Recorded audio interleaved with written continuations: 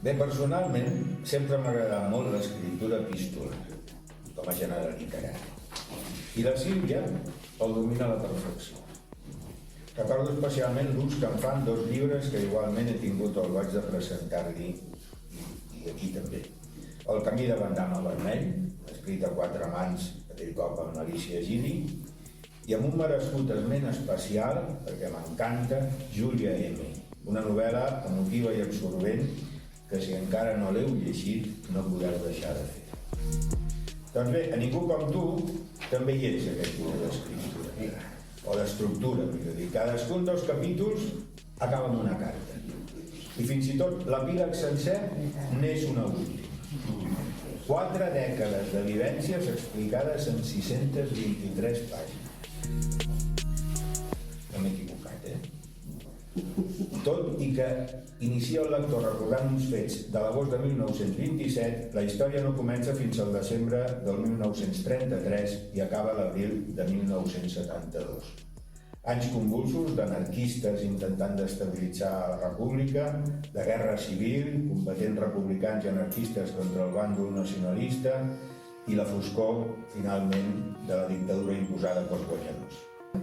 Bé, la narració no fa grans salts en el temps, i així tot, a voltes, al lector li pot semblar que queda quelcom per dir. Però en qualsevol moment, els autors fan servir tota mena de recursos per aclarir allò que podia semblar oblidat d'explicar. A voltes és mitjançant les cartes. Cartes escrites amb una cura exquisida i de les que vull destacar la seva evolució en les formes a mesura que la novel·la avança en el temps. Les cartes més antigues conserven perfectament aquella manera de fer-les de l'època i a mesura el temps va endavant, doncs també es va modernitzant la manera d'escriure les cartes. I ara una pregunta de geografia. Ai. Matarranya, Barcelona, Llavaneres, Toulouse, Malmö, Suècia, Atzà? Jo com ho he escollit? Les localitzacions. Perquè Déu-n'hi-do. Són localitzacions, a veure, el que has comentat abans, el Manel, d'aquest personatge sobre el qual va fer el treball, aquest col·leccionista, que era en Lluís Tolosa, era el motiu de partir del qual vam començar a investigar una mica.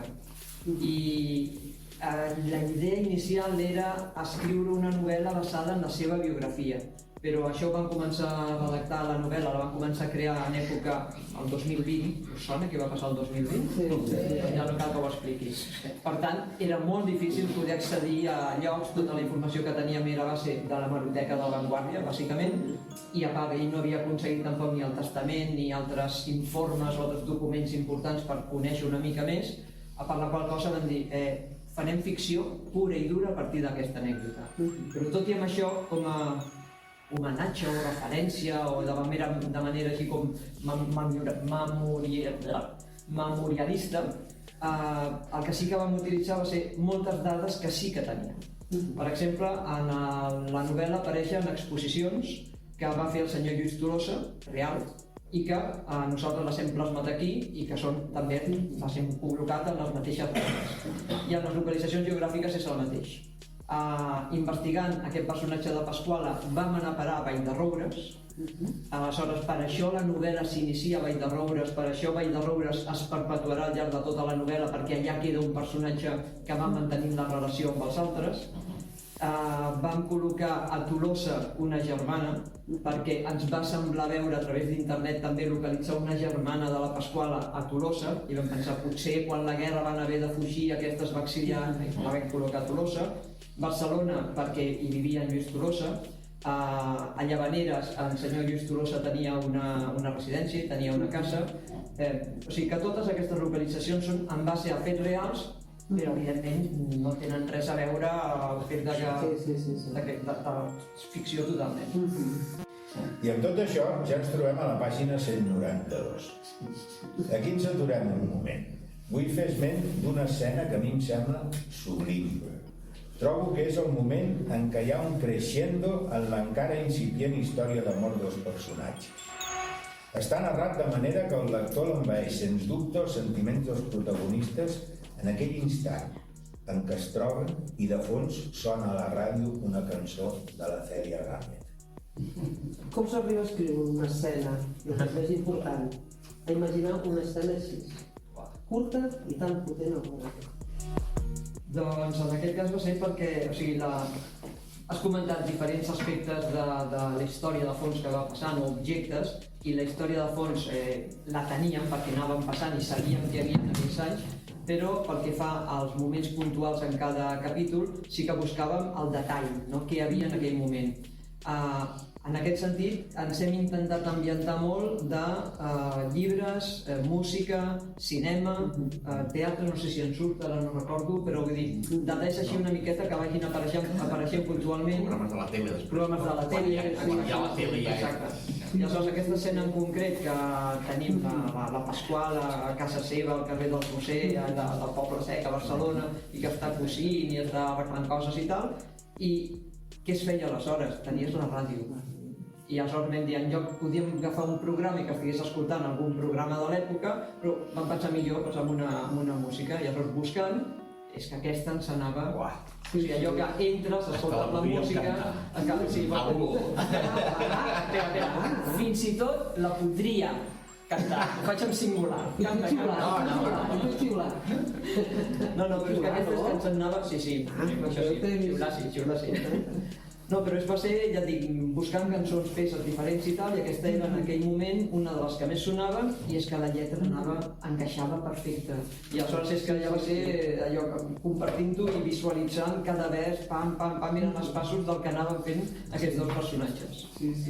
I ens va, mira, Digues les primeres notes, a veure si els hi sonen.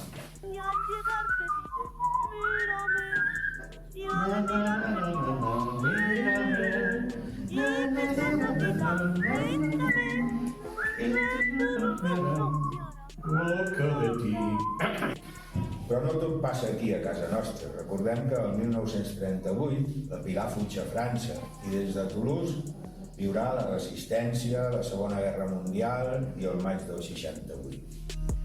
Ara que arreu els resultats de les urnes denoten una voluntat creixent cap a un retorn a l'autoritarisme, novel·les com la vostra són del tot necessàries i imprescindibles. Cal retornar a la memòria els que han oblidat la cruesa d'un passat encara força recent.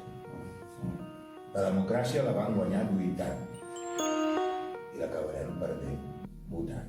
Doncs el que hem intentat és, a base de les dades conegudes i que estan als llibres d'història i tal i qual, doncs llavors muntar a veure aquests personatges com circulen per dintre d'aquesta història. Per això apareix el maig del 68, apareix la resistència una mica la resistència francesa durant la Segona Guerra Mundial. Llavors totes aquestes dades que són certes doncs queden una mica edulcorades a vegades doncs, pel tipus dels personatges i per com es troben i com munten la família a França o com es desenvolupa la relació del Lluís i la Pasquala doncs, a una Barcelona dominada per l'exèrcit.